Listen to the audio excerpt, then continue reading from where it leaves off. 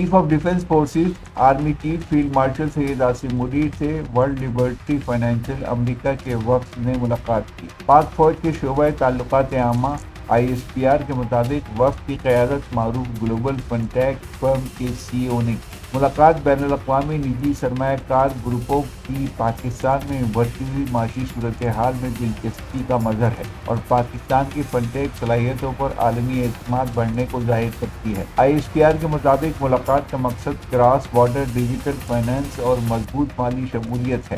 وفد کے سربراہ نے جدید ٹیکنالوجی اپنانے کی پاکستانی قیادت کی کوششوں کو سراہا۔ وفد نے پاکستان کی اقتصادی صلاحیت کے مکمل امکانات محسوس کرنے کی کوششوں کو بھی سراہا۔ اس موقع پر فیلڈ مارشل سید آصم منیر نے وفد کے مثبت خیالات کا خیر مقدم کیا اور پاکستان کے اقتصادی استحکام، سرمایہ کاروں کے اعتماد، قومی ترقی میں نجی شعبے کی شرکت کے لیے سازگار ماحول بنانے کے عزم پر زور دیا۔